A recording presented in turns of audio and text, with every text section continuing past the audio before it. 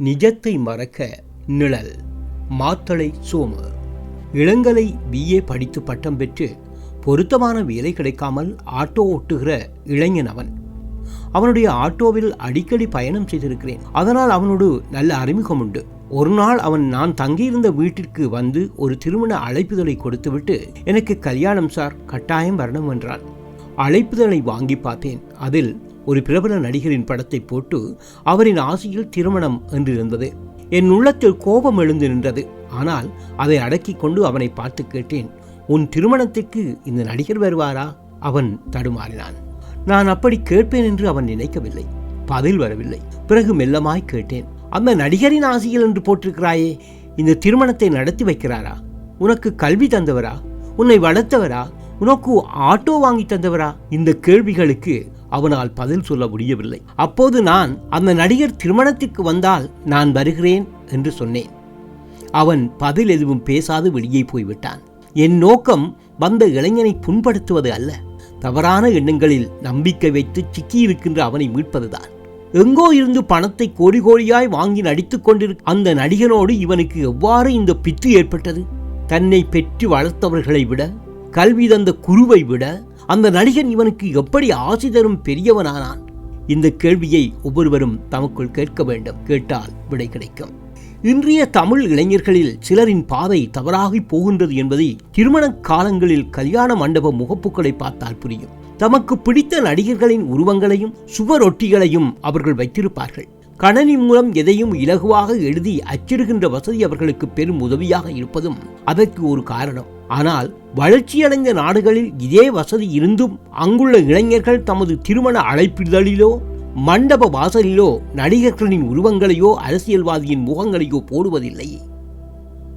நாளைய தலைவர்களாய், வல்லவர்களாய், அறிஞர்களாய், பல்வேறு துறை வித்தகர்களாய் வரவேண்டிய இந்த இளைஞர்களின் முதல் பேச்சு சினிமாவை சுற்றியே வருகிறது. எதையும் நம்பாமல் சினிமாவையே நம்புகிறார்கள் அவர்கள். 4 இளைஞர்கள் ஒன்று கூடினால் அவர்களின் பேச்சு, எழுத்து, நினைவு எல்லாவற்றிலும் சினிமா வருகின்ற போது அது பித்து பிடித்த நிலைக்கு கொண்டு போகலாம். இந்த பித்துத்தான் இளைஞர்களை இப்படி ஆக்கிவிடுகிறது. மேலும் தொலைக்காட்சிகள், இதழ்கள், அரசியல் என்பன தரமற்ற சினிமாவை முன்னிலைப்படுத்தியே வருகின்றன.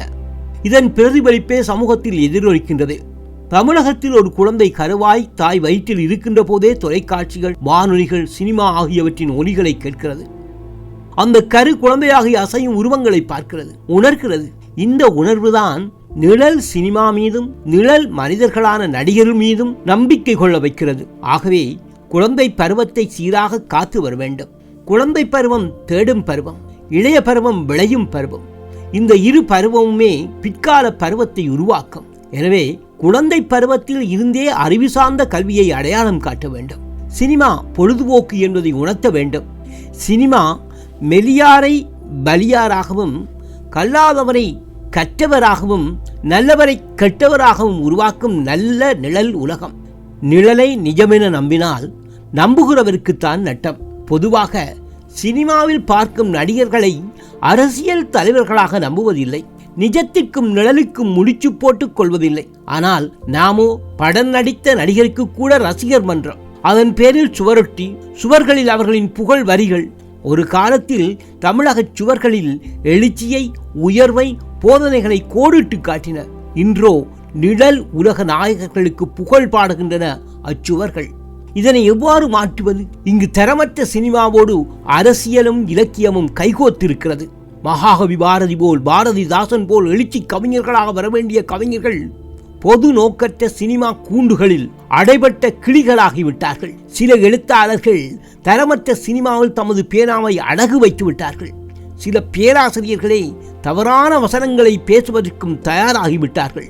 இப்படி பலரையும் ஆட்டி படைக்கின்ற சினிமாவை உன் குழந்தைக்கு சரியாக, முறையாக அடையாளம் காட்டு.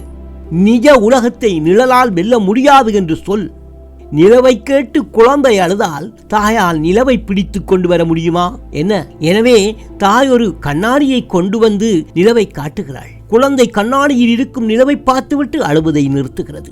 இதே போன்று அறிவு கண்ணாடி மூலம் சினிமாவை காட்டுங்கள். அவர்கள் புரிந்து கொள்வார்கள். நிஜங்களை அடையாளம் காட்ட வேண்டியது மனிதர்களின் வேலை. இந்த நிஜமான வேலையை தொடங்காது போனால் நிழலின் வேலை தொடங்கிவிடும். அதனுடைய அடையாளம், அறிவு, எழுச்சி என யாவுமே அடங்கி போகும். ஆகவே நிழல்களை அடையாளம் காட்டுவதை ஒரு வேலையாக, கடமையாக கொள்ள வேண்டும். நீங்கள் கேட்டது மாத்தளை சோமு எழுதிய நிஜத்தை மறக்க நிழல்.